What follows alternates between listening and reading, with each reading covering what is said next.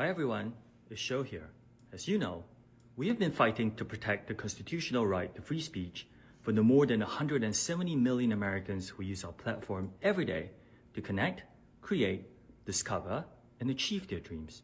On behalf of everyone at TikTok and all our users across the country, I want to thank President Trump for his commitment to work with us to find a solution that keeps TikTok available in the United States. This is a strong stand for the First Amendment and against arbitrary censorship. As we've said, TikTok is a place where people can create communities, discover new interests, and express themselves, including over 7 million American businesses who earn a living and gain new customers using our platform. We are grateful and pleased to have the support of a president. Wouldn't Red Note be subject to the same issues as TikTok? It's a Chinese app. So here is, this is the issue, okay? This is the only legal issue. Ignore everybody else is talking about this. It's all going to be autistic, retarded shit because nobody cares about the legality of any of this. They're just giving their emotions, all right? Here's the interesting 1-2 that TikTok is able to do, okay?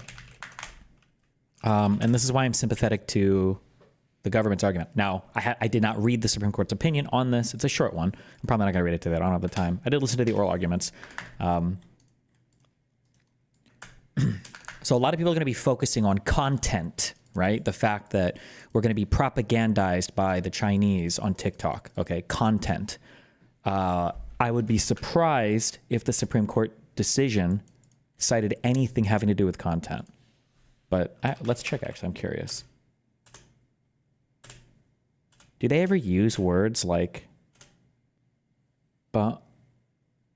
content neutral? Okay, that's what I thought. So they don't consider this a free speech thing, basically, right? That's what it sounds like. Okay, so here's the 1-2. This is like the 1-2 that is challenging to deal with, that I'm sympathetic towards, okay? You have a Chinese company right here, okay? Now, in China, the United States has no authority to regulate anything over here in a civil or criminal matter.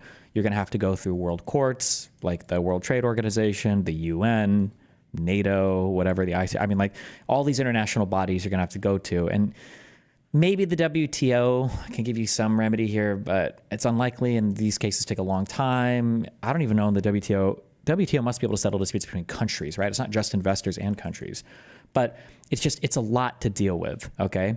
So if China does something bad, like we want all of the data from some app that we have, and we're going to fuck you over, okay? With all this data, we're going to do bad things, okay?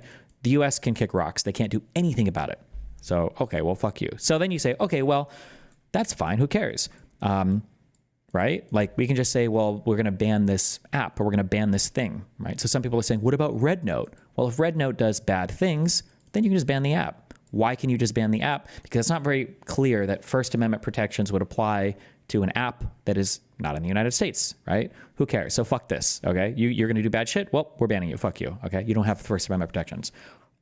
But the challenging thing is that China, more specifically the company ByteDance, can exercise a great deal of influence and has two-way communication with TikTok.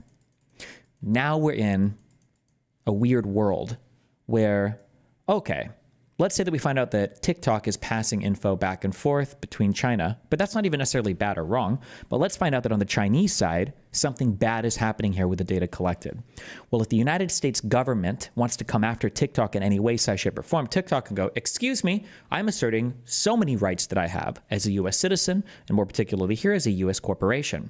Okay, well, fuck. Well, now we have potentially a state that has been designated as a foreign adversary that is doing improper things, okay, that's beyond U.S. criminal liability, that is enjoying the full protections of a U.S. corporation.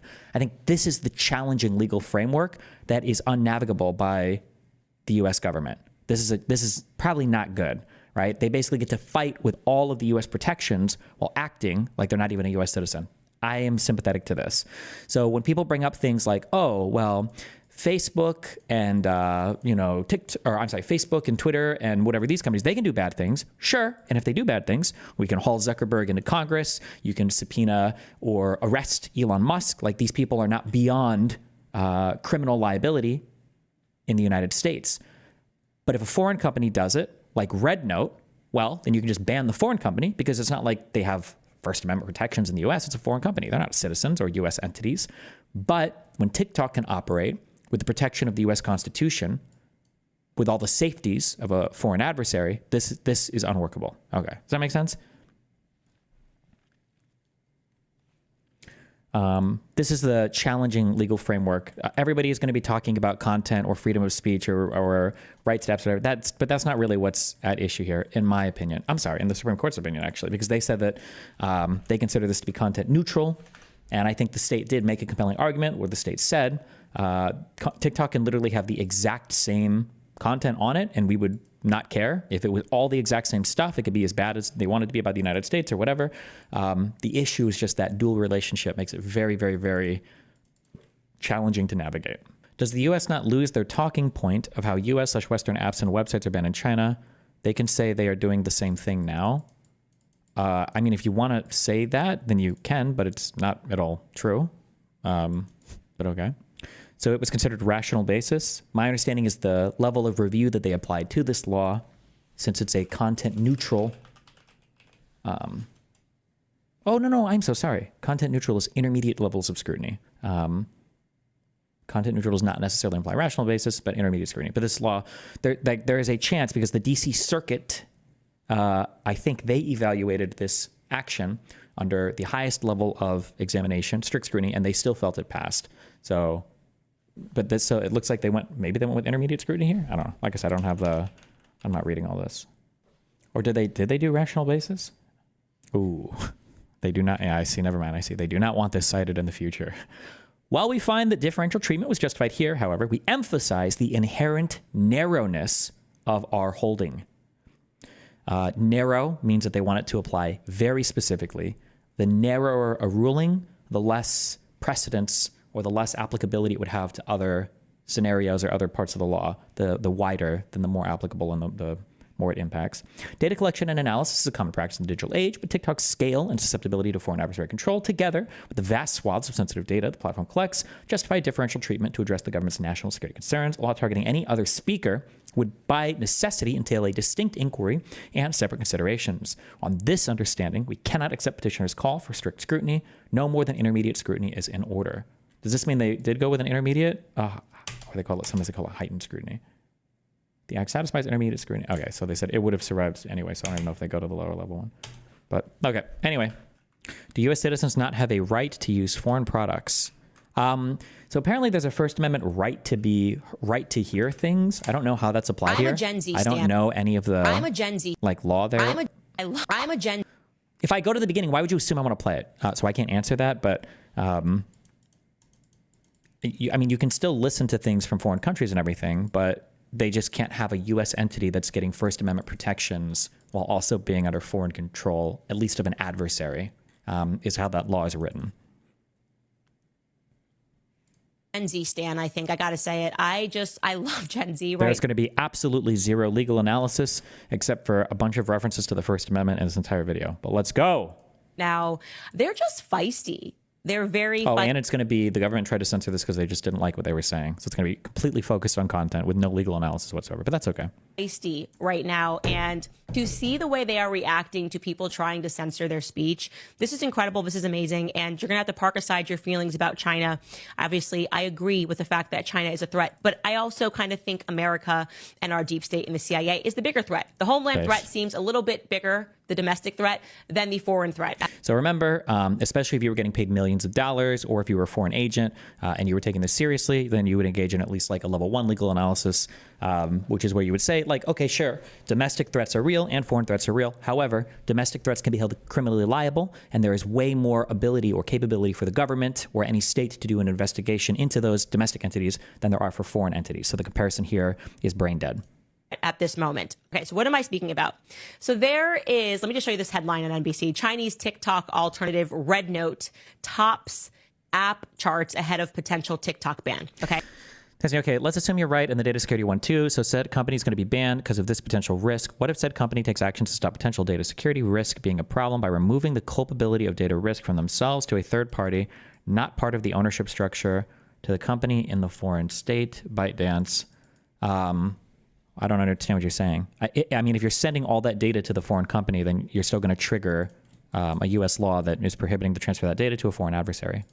Okay. So just to be clear, the #1 most downloaded app right now in the App Store is RedNote.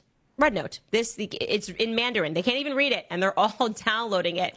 So I'm going to give you the backstory of the TikTok ban. Initially, when Trump got into office... can I say how unbelievably, horribly lacking in business savvy China in general is? Or maybe I'm saying that, actually, maybe not. But why would RedNote not have released like some English edition or English listing in the App Store or whatever, knowing that TikTok was going to shut down? I feel like they could have been positioned way better to absorb these people, but...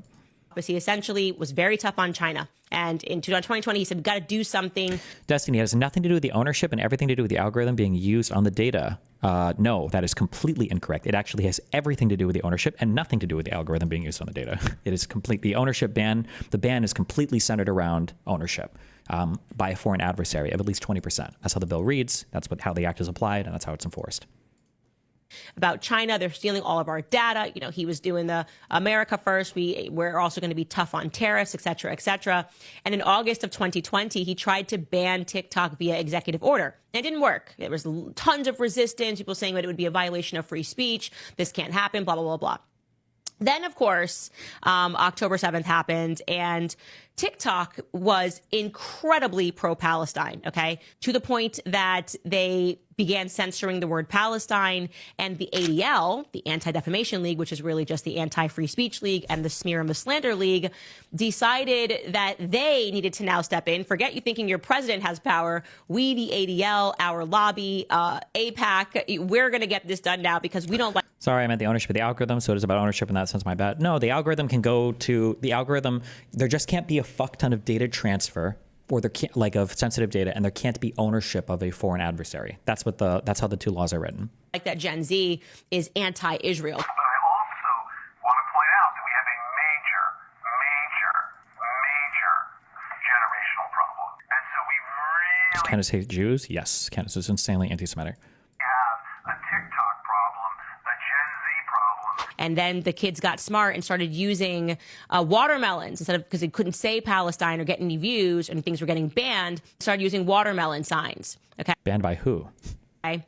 But then very quickly, Congress passed an act. Forget the president in 2020. They were like, oh, yes, no, TikTok must immediately be banned. Now we got to get rid of this or it must sell. And that date is now coming up. And so the TikTokers are going, we are not with this. You are. Read the bottom part of this article. Which part? Or starting where?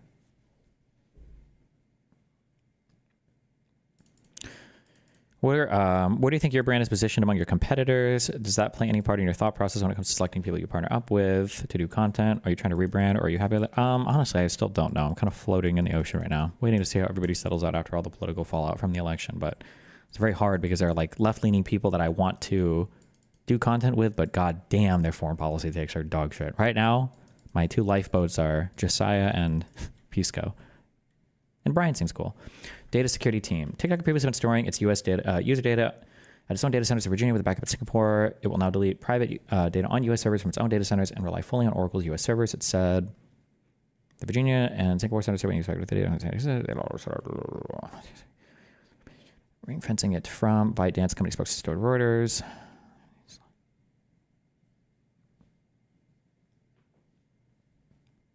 What do you want me to? I don't know what you want me to read this for. Or what I'm supposed to do with this. We're not going to censor our speech. We are not okay with you selling it to somebody that's going to censor our speech. And so what they have started doing is downloading RedNote. And basically, this is just China's TikTok. And it's really fun. Why not talk to those lefties and debate them on foreign policy? Especially today, nobody wants to debate anything. I think most people realize that they don't really know anything about what they're talking about, but it's all about like sloganeering and making like catchy videos. There's just nothing to be gained from having an argument. You would always lose the argument. What's the point? So you just kind of like sloganeer to the audience about how evil or horrible things are. funny to just look through what they are saying here, because there is something, and speaking to this generational divide, the younger kids don't really care when you tell them that their data is being stolen, because basically they assume that their data is being stolen one way or the other. Is it from the CIA? It's from this person. They don't have trust in our government, because our government has done really crappy things as well. And they also can't afford groceries. So yeah, whether or not China is stealing their data isn't a priority in their lives. This is one person. It says, TikTok, me arriving to China. Hello? The fake laughs are so cringe here. Hello? Hello guys, this is your Chinese spy speaking.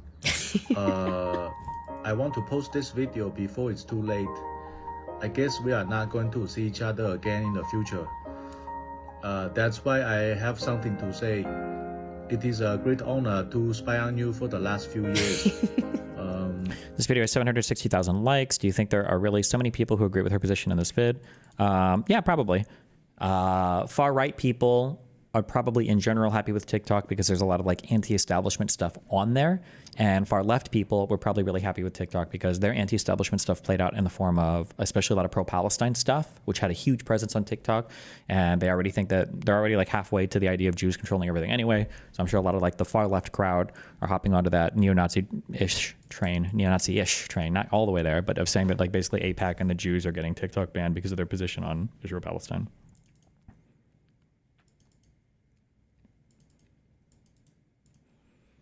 I don't think the Supreme Court addresses the party argument. TikTok has made action to remove the data security risk by involving third-party companies to control it, and also working primarily to remove the overhead risk of ByteDance controlling employees to send data over. I searched the ruling and listened to the oral arguments, and not once did the court address this. I think that basically the argument is there's just so much data that goes back and forth. There'd be no way to truly know like if that data is being protected or not.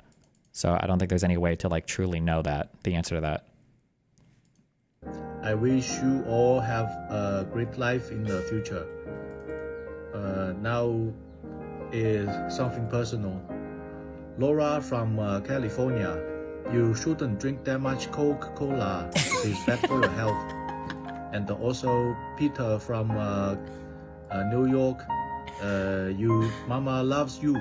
You shouldn't treat her like that, okay? And Stephanie from Texas, don't send your nude picture to the guy called Marvin. He's a boy. He's talking to other girls as well. Nice deeds, by the way. I think that's all I have to say. Bye-bye, guys. Bye-bye. So it's just, people are just mocking this. Like, oh, I guess we're not going to inspire you here. I'm very sorry. Come on. Gen Z is funny, and it's true. They're going to be playing whack-a-mole for a very long time because this is America, okay? We do not like speech censorship, okay? You're not going to justify it or try to pretend it's by anything else. We heard Jonathan Greenblatt on the tapes. We saw how quickly it then got passed, and I get that you're trying to dress it up as, oh, now, when Trump said it, we didn't recognize it as a problem, but now we recognize it as a problem. People are not stupid. Okay, they want to enjoy TikToks of people speaking about various issues, people gardening, whatever it is that helps them ease their minds off of the fact that everything seems to be falling apart around them. So I'm with you, Gen Z. I like it. I'm gonna join there. I'm gonna join whatever. She won't join and do anything. The Supreme Court just ruled TikTok can be shut down. So this story actually dovetails in with my story on signs of war with China. If you want to know the 5 signs of impending war with China, you can click somewhere down here if you're on YouTube. But one of those signs was disinformation, and that's what TikTok was fantastic at doing. Now, I've said this before, disinformation can be a kinetic effector, and we should actively target foreign actors who are using disinformation for kinetic effects. Now, here's an example. This is a vibe that I have, but I could be, this is totally vibe-based.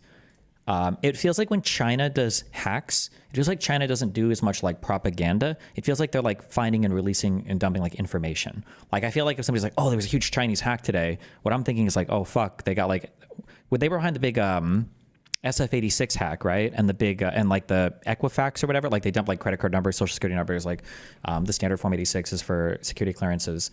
It feels like that's what China does, whereas Russia is more on the propaganda side. But maybe China does propaganda too, and I'm just not as aware of it, or I just don't know it.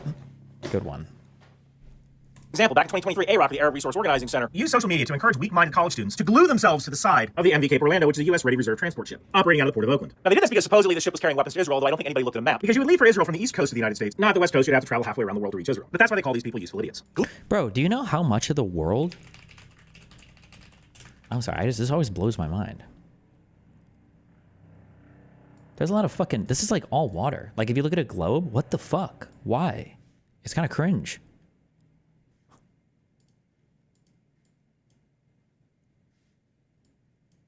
There's a lot of water here. Look at a globe sometime, okay? Gluing yourself to the side of the ship isn't freedom of speech. It is a weapons effector. What is the difference between using an explosive to sabotage a ship from leaving port or using a weak-minded college student to glue themselves to the side of the ship? The effect is the same. If deterrence fails and China invades Taiwan, China will use disinformation and platforms like TikTok as weapons effectors to convince people to glue themselves to the side of Navy ships or stand in front of U.S. Army convoys. And the fact is that people will do it for internet points that don't exist. So with this TikTok ban, we've just taken out a major adversary weapon platform without ever firing a shot. Wow.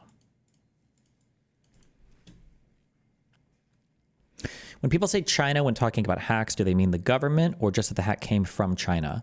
So places like China and Russia, I think that when they say that a hack came from that country, I think generally I am so outside of my depth here, so I can be completely incorrect, okay? But I think generally the idea is countries like that don't have individual actors that engage in that type of malfeasance. You would just always basically be working for the government, at the behest of the government, or alongside the government if you were engaged in those hacks. So like there might be like hacker groups in like Europe or the United States where like people are like trying to hack shit to release shit or whatever. But if you're doing these types of activities and you're in China or you're in Russia, I think it's almost always assumed that you're probably either working alongside or literally taking orders from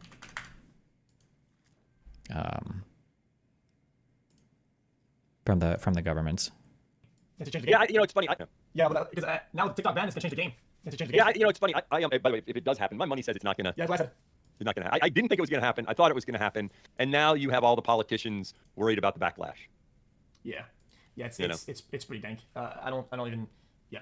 I don't know what that means. The law's already passed, and now the Supreme Court has said that the law is okay. So there's only two ways right now for the TikTok ban to not happen.